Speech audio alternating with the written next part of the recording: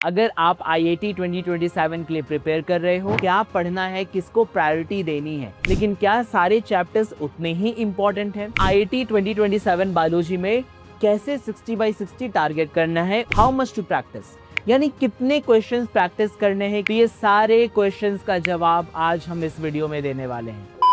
नमस्ते IIT aspirants. अगर आप आईआईटी 2027 के लिए प्रिपेयर कर रहे हो और बायोलॉजी के लेकर कंफ्यूज्ड हो कि क्या पढ़ना है, कैसे प्रिपेयर करना है, एनसीईआरटी यूज करनी है या नहीं करनी है, तो ये सारे क्वेश्चंस का जवाब आज हम इस वीडियो में देने वाले हैं। इस वीडियो में हम आपको देंगे एक बायोलॉजी का पूरा कंप्लीट रोड मैप की जो कि आपको डील करेगा कि आपकी बायो की क्या स्ट्रैटेजी रहने वाली है आईआईटी 2027 प्रिपरेशन के लिए। ठीक है, इस वीडियो को शुरू करने से पहले एक बहुत ही अच्छा इन्फॉर्मेशन मैं आपको बता देना चाहता हूँ। सारे आईआईटी एस्पिरेंट्स के लिए एक बहुत अच्छी खुशखबरी है। आईआईटी 2027 के एग्जाम के थ्रू आपको आईएसीएस कोलकाता में भी एडमिशन मिल सकता है। करेक्ट सुना आपने, IACS Kolkata is now accepting applications on the basis of IIT. ठीक है, तो बहुत मजेदार न्यूज है आप सभी को लोगों के लिए। तो आज का वीडियो हम लोग शुरुआत करते हैं। ओके, तो आज हम बायोलॉजी को 3 पार्ट में डिवाइड करने वाले हैं। पहला, क्या पढ़ना है, दूसरा, कितना पढ़ना है और क्या प्रैक्टिस करना है, और तीसरा, एग्जाम में मार्क्स कन्वर्ट कैसे करने हैं। ठीक है, तो ये वीडियो हमारे इन तीनों टॉपिक्स पे रहने वाला है। चलो वीडियो शुरू करते हैं। आपको जैसा दिख रहा होगा, आईआईटी 2027 बायोलॉजी में कैसे 60/60 टारगेट करना है, उसका ये रोड मैप आपके पास होने वाला है। तो आज हम बायोलॉजी को 3 पार्ट में डिवाइड करेंगे और कंप्लीट रोड मैप को समझेंगे। जैसे कि आप देख सकते हो, सबसे पहला पार्ट है व्हाट टू रीड, यानी आपको सब चीजें नहीं पढ़नी है बायो की, बहुत सारा चैप्टर है, सब चीजें पढ़नी है, मतलब सबको मगअप नहीं करना है, किसको प्रायोरिटी देनी है, क्या आपके लिए एडवांटेजेस होने वाला है, वो सारी चीजें हम लोग समझेंगे। पहली बात तो व्हाट टू रीड में। Next, how much to practice, यानी कितने क्वेश्चंस प्रैक्टिस करने हैं कि सर इस क्वेश्चन या इस चैप्टर में कितने क्वेश्चंस जो होंगे मेरे लिए इनफ होंगे, आप बता सकते हो। यस, वो भी हम बताएंगे कि किस चैप्टर में आपको कितने क्वेश्चंस प्रैक्टिस करने चाहिए। ठीक है, बहुत ही प्रैक्टिकल बातें होने वाली है, कोई बातें हवा में नहीं होंगी। ठीक है, हम लोग ट्रेंड्स को एनालाइज करके बताएंगे कि आपको कौन से चैप्टर्स पढ़ने चाहिए और कौन से में थोड़ा कम भी आप फोकस करोगे तो चलेगा। एग्जाम कन्वर्जन, एग्जाम कन्वर्जन का सिंपल मतलब है, थर्ड जो इसका पिलर है, कि आपको किस तरीके से जो भी आपने साल भर तैयारी की है, जो भी आपने अपना पूरा एफर्ट डाला है, उसको एग्जाम में कैसे पॉजिटिवली उतारा जाए। विच मीन्स कि बहुत बच्चे तैयारी बहुत बढ़िया करते हैं पर एग्जाम के लिए वो रेडी नहीं हो पाते, तो उस चीज को हम लोग को अवॉइड करना है, यानी हमको खुद से इतना प्रैक्टिस करना है इस एग्जाम को लेकर के कि एग्जाम के दिन तो लगे ये तो कॉमन हमारा सा मॉक टेस्ट है जो हम घर पे बैठ के देते हैं। ठीक है, तो इतना कॉन्फिडेंस आ जाना चाहिए हमारे अंदर।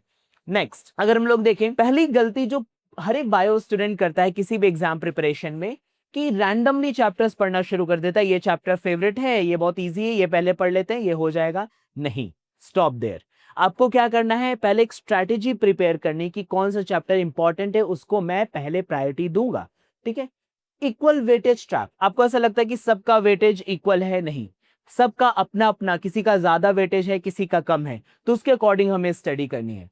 ठीक है, हर चैप्टर को आप अगर एक जैसा टाइम देने लगे तो क्या हो जाएगा, इंपॉर्टेंट चैप्टर्स आपके पीछे रह जाएंगे। ठीक है, नेक्स्ट, फाउंडेशन फर्स्ट अप्रोच, यानी आपको वो चैप्टर्स पहले पढ़ने हैं जो चैप्टर्स आपके बायो का बेस बनाते हैं, जैसे जिसके पढ़े बिना आपका पॉसिबल नहीं है कि आप बायो को छू पाओ। ठीक है, सिंपल सा एग्जांपल है, सेल बायोलॉजी को लेकर के चलते हैं। अगर आपको सेल बायोलॉजी का कॉन्सेप्ट पता है, यानी आपको पता है कि एक सेल क्या होता है, सेल के अंदर न्यूक्लियस क्या फंक्शन करता है, क्या सेल ऑर्गेनेल्स होते हैं, अगर ये सारी चीजें आपको पता है तो आराम से आप बायो के ऊपर वाली सीढ़ियां चढ़ सकते हो। ठीक है, तो ये हमारा फाउंडेशन वाला अप्रोच पहले रहना चाहिए। इंपॉर्टेंट चैप्टर वेटेज अच्छे से हम एक एक को दे करके पढ़ेंगे। सिक्योर इजी कॉम्पिटिटिव मार्क्स, सो इकोलॉजी जो है आपको बहुत ही इजीली मार्क्स प्रोवाइड करने वाला है, क्योंकि डायरेक्ट एनसीईआरटी बेस्ड क्वेश्चन आने वाले हैं। अगर आप इकोलॉजी को अच्छे से कवर करते हो तो आपको 40,000+ स्टूडेंट्स एप्लीकेंट से ज्यादा आपको एडवांटेज मिलेगा। यानी बहुत सारे स्टूडेंट को ये पता नहीं होता कि इकोलॉजी बहुत ही इजी स्कोरिंग सब्जेक्ट है, तो आप इसको आराम से पढ़ सकते हो, इजीली स्कोर कर सकते हो। ठीक है, चलो नेक्स्ट, प्लांट फिजियोलॉजी। आज ही मैं क्लास ले रहा था और बच्चों ने बोला सर प्लांट फिजियोलॉजी तो बिल्कुल समझ में नहीं आती, क्या पढ़ना है, इतने उसमें पाथवेज है, इतने प्रोसेसेस हैं। वही मैं आपको बोल रहा हूँ, रुक जाओ, ठीक है। प्लांट फिजियोलॉजी जो है वो भले ही थोड़ा टफ चैप्टर हो, बट ये चीज ध्यान रखना कि आप जितना ज्यादा इसको डिले करोगे, जैसे बोलते हैं ना सर ये चैप्टर नहीं समझ में आ रहा, अभी नहीं पढ़ेंगे, पहले ये पढ़ लेते हैं, जितना ज्यादा डिले करोगे उतना ही ज्यादा आपके लिए क्या बनता जाएगा, ट्रबल बनता जाएगा, क्योंकि आपके सर के ऊपर एक वेट रखा रहेगा कि सर ये चैप्टर तो पढ़ा ही नहीं कभी और इसे क्वेश्चन आ गया। और याद रखना plant physiology has good weightage, उसमें अच्छा खासा वेटेज होता है। तो सिंपल सी बात है कि प्लांट फिजियोलॉजी के कॉन्सेप्ट्स थोड़े से हेवी हो सकते हैं, लेकिन इसको अगर आप डिले करोगे तो थोड़ा सा आपको भारी पड़ सकता है। ठीक है। 5 स्टेप अगर आपको मास्टर करना है, क्या, plant physiology, visual concept, pathways को विजुअली याद करने की कोशिश करो रैदर देन रोड मेमोराइजेशन। आप विजुअली उसको अंडरस्टैंड करो, उसमें एक विजुअल मेमोरी क्रिएट करो, ताकि आप जब क्वेश्चन पढ़ने की कोशिश करो तो आपको विजुअल वो रिक्रिएशन आए माइंड में। NCERT line by line, pathway देखो, एनसीईआरटी को फॉलो करो, एनसीईआरटी को लाइन बाय लाइन पढ़ो, आपको इजीली समझ में आएगा। 60 to 90 क्वेश्चंस, अभी हम नंबर ऑफ क्वेश्चंस पे डील करने वाले हैं कि कितने क्वेश्चंस प्रैक्टिस करने चाहिए। एरर ऑडिट, क्वेश्चंस प्रैक्टिस करने के बाद देखो कि कौन कौन से कॉन्सेप्ट्स में गलती हुई है और उस पाथवे को, उस प्रोसेस को वापस से पढ़ो। ठीक है। पाथवे रिवीजन, और हर बार जब भी आप ये चैप्टर रिवाइज करो, C3 साइकिल हो, क्रेब साइकिल हो, ग्लाइकोलिसिस हो, कोई भी पाथवे हो, आप अच्छे से इसको रिवाइज करो। ठीक है। सो यहाँ का की कॉन्सेप्ट जो है वो पाथवे पे ही छुपा हुआ है और उससे कोई क्वेश्चन आएगा आपका। ठीक है। चलो फैक्चुअल यूनिट्स के बारे में बात करते हैं कि बहुत सारे ऐसे टॉपिक्स हैं जो कि कॉन्सेप्ट से ज्यादा फैक्ट्स के साथ डील करते हैं, जैसे कि एनिमल किंगडम। अब एनिमल किंगडम में आर्थ्रोपोडा में कॉकरोच एग्जाम्पल है तो है, वी कांट डू एनीथिंग, वो एक फैक्ट है, उसको हम चेंज नहीं कर सकते, उसको किसी तरह से कॉन्सेप्ट के साथ लिंक नहीं कर सकते। तो याद रखना कि की चैप्टर्स जो जैसे ह्यूमन फिजियोलॉजी, मॉर्फोलॉजी, एनाटॉमी और डाइवर्सिटी, ठीक है, it is more fact based. ठीक है। तो उस तरीके से आपको प्रिसाइजली एनसीईआरटी को लाइन बाय लाइन पढ़ो। ठीक है। डायरेक्ट क्वेश्चन उठ करके आने वाले हैं यहां से। ठीक है। डायरेक्टली क्वेश्चंस उठ करके आएंगे कि हाँ ये एक एनिमल है, इस ये फीचर है, ये किस किंगडम को बिलोंग करता है या किस फाइलम को बिलोंग करता है, ये सारी चीजें। ठीक है। स्ट्रैटेजिक लिविंग, यानी फैक्ट बेस्ड क्वेश्चन जो है अगर आप ट्राई करोगे ना कि गेस करने का, जैसे मान लो एक एनिमल है प्लैटिपस, आपने कभी सुना ही नहीं कि प्लैटिपस कहाँ होता है, क्या होता है, आपने रैंडमली तुक्का मार दिया, तो वो गलत होने के चांसेस क्या है, मैक्सिमम है 70 to 80% चांसेस है कि वो गलत हो जाएगा। ठीक है। इसीलिए फैक्ट बेस्ड क्वेश्चन में कभी भी गेसवर्क काम नहीं करता। ठीक है। तो आप अवॉइड करो, नहीं तो आपको गेसवर्क करने जाओगे आपको -1 मिल जाएगा। ठीक है। इसीलिए ये सारी चीजें, तो फैक्ट बेस्ड चैप्टर्स को अच्छे से रीड करो लाइन बाय लाइन और अवॉइड करो उसको तुक्का मारने से। ठीक है। नेक्स्ट, बायोमोलिक्यूल्स और जेनेटिक्स कोर। अगर बायोमोलिक्यूल्स और जेनेटिक्स ये दो ऐसे चैप्टर्स हैं जो कि समझ लो भाई और बहन। ठीक है। बायोमोलिक्यूल्स और जेनेटिक्स जो है वो कोरली रिलेटेड है आपस में। क्यों? क्योंकि जब हम लोग बायोमोलिक्यूल्स में पढ़ते हैं एंजाइम्स के बारे में, कार्बोहाइड्रेट्स के बारे में, डीएनए के बारे में, और हम बोलते हैं कि डीएनए से बनता है एमआरएनए, एमआरएनए से बनता है प्रोटीन, वही चीज तो हम लोग पढ़ने वाले हैं जेनेटिक्स और मॉलिक्यूलर बायोलॉजी में। वही चीज पढ़ते हैं ना कि प्रोटीन बन रहा है डीएनए से, डीएनए वर्क कर रहा है एज अ कोड, और प्रोटीन जो होता है हमारे बॉडी को कंट्रोल करता है, किस तरीके से मेंडेलियन क्रॉसेस होते हैं, कैसे पेडिग्री एनालिसिस होता है। तो ये क्या है, आपस में क्लोजली रिलेटेड है। यानी अगर आप बायोमोलिक्यूल्स की प्रैक्टिस करते हो तो आपको मॉलिक्यूलर बायोलॉजी और जेनेटिक्स क्या होता है, एडवांस में फ्रीली आपको सब्सक्रिप्शन मिल जाता है कि हाँ हमने ये चैप्टर पढ़ा है, तो आपको ये भी आराम से समझ में आ जाएगा। यानी ये इंस्टेंटली स्कोरिंग अपॉर्चुनिटीज है, जैसे कि पेडिग्री एनालिसिस आप पढ़ लेते हो, आप देख सकते हो कि क्वेश्चन आया, आपने ये सारी चीजें पढ़ रखी, और पेडिग्री एनालिसिस के बहुत अच्छे क्वेश्चन बन सकते हैं। ठीक है। तो ये प्रैक्टिस करना बहुत जरूरी है।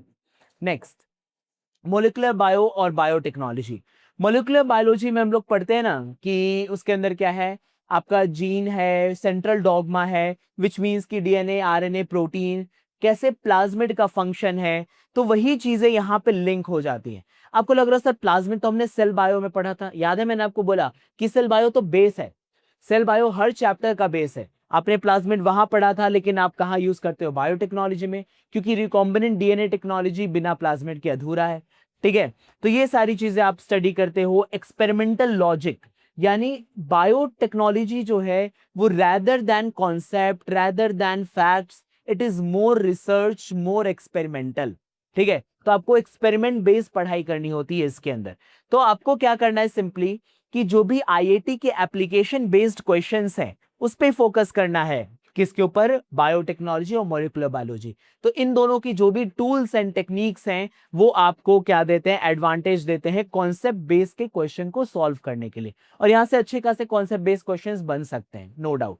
ठीक है, तो जो कॉन्सेप्चुअल बेस्ड चैप्टर्स है उस पे हम लोग कॉन्सेप्ट पे फोकस करते हैं, जो फैक्ट बेस्ड चैप्टर्स उसमें फैक्ट पे फोकस करेंगे। ठीक है, इवोल्यूशन एंड रिप्रोडक्शन ट्रैप्स, अगर इसकी हम लोग बात करें तो लोगों को लगता है सर रिप्रोडक्शन चैप्टर तो बहुत इजी चैप्टर है, इवोल्यूशन भी तो बचपन से पढ़ते आ रहे हैं, बहुत इजी चैप्टर्स है।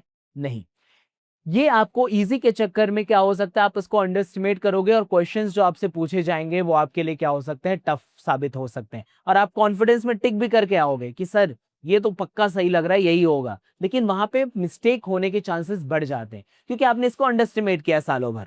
तो कभी भी इवोल्यूशन और रिप्रोडक्शन को अंडरस्टिमेट नहीं करना। इवोल्यूशन में कुछ जैसे न्यूमेरिकल्स बेस्ड टॉपिक्स जो होते हैं, जैसे कि हार्डी विनबर्ग इक्विलिब्रियम वाला चैप्टर है, P square plus Q square plus 2pq is equal to 1।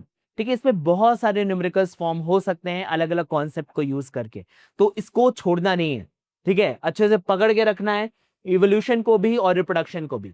Plant reproduction, जैसे प्लांट रिप्रोडक्शन लोग पढ़ते हैं तो उसके अंदर बहुत सारे सेल डिवीजन के कॉन्सेप्ट जो हम लोग सेल डिवीजन में माइटोसिस म्यूसिस पढ़ चुके हैं वो यहाँ पे यूज होगा। क्वेश्चंस इजी दिखेंगे पर दे कैन बी डिसेप्टिव, आपको ट्रिक किया जा सकता है उसके अंदर। ठीक है, समझ में आया? चलो नेक्स्ट, अब बात आई, हमने अलग अलग चैप्टर्स के बारे में देख लिया कि इसको कैसे पढ़ना है, सर ये चैप्टर्स कैसे डील करना है, इसमें क्या पूछा जा सकता है, कितने क्वेश्चंस प्रैक्टिस करने हैं आपको पर चैप्टर। ठीक है, अगेन मैं बोलूंगा, ऐसा नहीं कि सब मैं बोलूंगा 100 क्वेश्चन लगा लो, नहीं, जितना वेटेज है जितना इंपॉर्टेंस है उतने ही क्वेश्चंस। जैसे कि अगर आप जेनेटिक्स और मॉलिक्यूलर बायोलॉजी पढ़ रहे हो तो उसमें आपको मिनिमम 90 क्वेश्चंस तो लगाने ही चाहिए। ठीक है, टू बी ऑनेस्ट मेरे हिसाब से आपको 90 क्वेश्चंस लगाने चाहिए। जैसे अगर आप चैप्टर पढ़ चुके हो, पूरा रिवीजन हो चुका है, एक बार 90 क्वेश्चंस लगा लो। ठीक है, क्यों? क्योंकि बहुत वेरिएशंस पॉसिबल है इनके अंदर, बहुत तरीके के क्वेश्चंस पूछे जा सकते हैं इसमें। ठीक है, नेक्स्ट, प्लांट फिजियोलॉजी की बात करें अगर हम लोग, तो प्लांट फिजियोलॉजी अगेन क्या है, बहुत ज्यादा उसमें पाथवेज हैं, कॉन्सेप्ट्स हैं, तो अगेन आप इसमें लगभग 70-75 क्वेश्चंस प्रैक्टिस करो, that will be enough. Next, biotech and biomolecules, ज्यादा अप्रोच बेस्ड क्वेश्चंस हैं, ज्यादा इसमें टूल्स एंड टेक्निक्स हैं, तो इसमें आप 60 क्वेश्चंस करोगे, गुड इनफ। लेकिन जैसे बायोलॉजी के जो कुछ ऐसे चैप्टर्स है जो फैक्ट्स बेस्ड है, इकोलॉजी, एनिमल किंगडम, जिसमें बहुत वेरिएशन नहीं क्रिएट हो सकता, उसके अंदर आप लेस क्वेश्चन भी प्रैक्टिस कर रहे हो, 40 क्वेश्चंस तो इनफ। ठीक है, ऐसा नहीं बोल रहा कि आप कम क्वेश्चन प्रैक्टिस करो, जितना क्वेश्चन आपसे हो सकता है उतना प्रैक्टिस करो, लेकिन एक आपको अगर आइडियल रोड मैप चाहिए तो this is the ideal distribution, कि अगर आप इतने क्वेश्चन सॉल्व कर रहे हो पर chapter, this will be good. ठीक है, आप अच्छे से प्रिपेयर हो आईआईटी के लिए। ठीक है, समझ में आया? बढ़िया। चलो नेक्स्ट, ऐसे कुछ मिस्टेक्स जो कि हम लोग हमेशा मॉक टेस्ट में प्रैक्टिस के टाइम पे करते हैं। ठीक है, तो ऐसा नहीं कि ये गलत हो गया तो छोड़ दिया, अब देखा जाएगा बाद में, नहीं, वही मिस्टेक आपकी सबसे बड़ी क्या बन जाएगी? प्रॉब्लम बन जाएगी इन योर एग्जाम। आपको क्या करना है, जो भी गलती हुई है, जो भी आपने गड़बड़ की है एग्जाम में, मॉक टेस्ट में, प्रैक्टिस के टाइम पे, सबको एक बार वापस से देखना है और आपको ये पता करना है कि आपने कहाँ पे गलत किया है, कहाँ पे ये आपकी कमी रहेगी। एनसीईआरटी नहीं पढ़ा हो सकता है, नोट्स नहीं अच्छे से रिवाइज किए, कुछ क्वेश्चंस यहाँ पे रह गए, उन सारी गलतियों को एनालाइज करके आपको खुद को फीडबैक देना है कि आप कहाँ पे पीछे रह गए। ठीक है, सो मॉक टेस्ट और प्रैक्टिस इसी के लिए ही होते हैं, आपको रियलिटी दिखाते हैं कि आपने कहाँ पे वर्क किया है, कहाँ पे कौन सा सेक्शन आपका वीक रह गया है। Next, class 11 versus 12 strategy. ऐसा नहीं है कि क्लास 11 का वेटेज ज्यादा है 12 का कम है, ये चीज मिसअंडरस्टैंड मत करना। क्लास 12 की जो स्ट्रैटेजी होनी चाहिए वो ज्यादा मोर स्ट्रक्चर्ड और मैनेजेबल है, क्योंकि वहां पे चैप्टर्स कम है। Maintain regular NCERT reading, continuously NCERT read करते रहो, जैसे इकोलॉजी हो गया, बायोटेक्नोलॉजी वाले चैप्टर्स हो गए। ठीक है, end of chapter exercises and prompt सब टॉपिक क्वेश्चन सेट्स, यानी सब टॉपिक के क्वेश्चंस भी सॉल्व करो। ऐसा नहीं कि चैप्टर एंड होने का वेट करो, सब टॉपिक पढ़ो उसके भी क्वेश्चंस लगाना शुरू करो। ठीक है, क्लास 11th रिकवरी, ऐसा नहीं क्लास 12th पढ़ते पढ़ते आप 11th भूल गए। ठीक है, तो 11th को भी माइंड में रखना है, माइंड में रखते हुए एनसीईआरटी के नोट्स रिवाइज करो, इमीडिएट सब टॉपिक के क्वेश्चंस लगाओ और वापस से वही ऑडिट करो, खुद को फीडबैक दो। ठीक है, तो 11th और 12th दोनों को साथ में रख के चलना है, अगर एक भी पीछे छूटेगा तो क्या हो सकती है, गाड़ी इधर उधर गिर सकती है। ठीक है, इसीलिए दोनों को साथ में ले करके चलना है हमें। Mock test mastery and temperament. सबसे पहली बात, जब भी आप मॉक टेस्ट लगाते हो ना, तो आपको एग्जाम हॉल वाला फीलिंग आना चाहिए कि आप एग्जाम हॉल में बैठे हो, बिल्कुल आइसोलेटेड, कोई डिस्टरबेंस नहीं, बिल्कुल फोकस्ड। ठीक है, बिल्कुल कंसंट्रेशन के साथ। और एकदम आपको टाइम मैनेज करके चलना है कि कैसे टाइम आप मैनेज करोगे, कैसे सेक्शन स्विच करोगे, पहले बायोलॉजी करना है, पहले फिजिक्स करना है, जो भी आपको ऐसे स्ट्रैटेजी खुद से बनाना है कि पहले क्या अटेम्प्ट करें। ठीक है, उसी के अकॉर्डिंग आप क्वेश्चन सॉल्व करोगे। डॉज नेगेटिव मार्किंग, मैंने पहले भी बोला है कि जितना हो सके तुक्का कम मारो। ठीक है, नेगेटिव मार्किंग जो होता है, आप करने तो जाओगे अपने भले के लिए, लेकिन आपका वो नेगेटिव हो जाएगा। ठीक है, तो फैक्चुअल क्वेश्चंस के ऊपर नेगेटिव मार्किंग बहुत कॉमन मिस्टेक्स है, क्योंकि आप तुक्का मारोगे, कुछ भी हो सकता है उसका आंसर। कॉन्सेप्ट को तो आप समझ भी सकते हो, लेकिन फैक्चुअल में आप क्या ही कर पाओगे, अगर याद नहीं है तो नहीं है। पोस्ट मॉक ऑडिट, यानी जब भी आप मॉक टेस्ट देते हो, ठीक है, तो अगेन आपको एनालाइज करना है और मिस्टेक्स को बार बार रिपीट करने से बचना है। ठीक है, कंप्लीट 4 स्टेप एग्जीक्यूशन प्लान। अगर आप इन 4 स्टेप को फॉलो कर लोगे, आईआईटी समझ लो आपके ज्यादा दूर नहीं है, आप आराम से आइजर में जा सकते हो। ठीक है, सबसे पहला फाउंडेशन।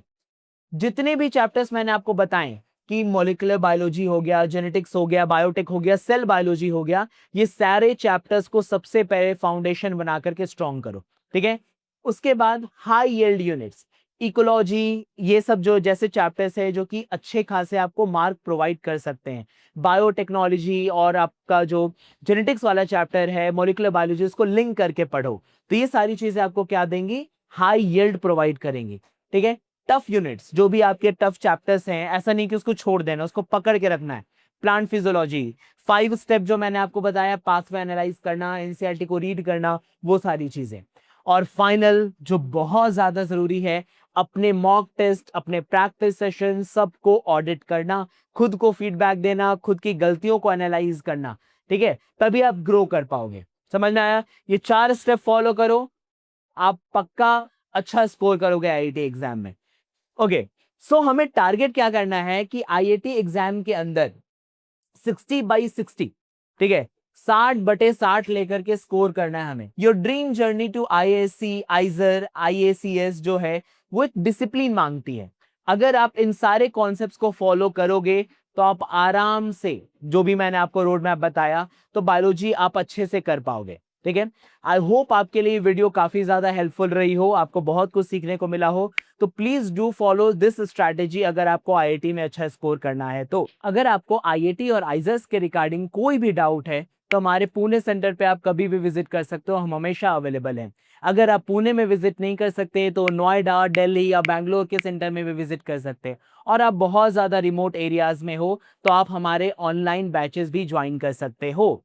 ठीक है, जिसके लिंक्स हमारे इस वीडियो के डिस्क्रिप्शन में आपको मिल जाएंगे। अगर आपको और भी कोई डाउट हो और अगला वीडियो आपको किस टॉपिक पे चाहिए तो आप हमारे कमेंट सेक्शन में वो ड्रॉप कर सकते हो और हम उस पे नेक्स्ट वीडियो आपके लिए बनाएंगे। ठीक है, वीडियो को लाइक, शेयर एंड सब्सक्राइब करें and follow Sai अस्त्रा। Thank you.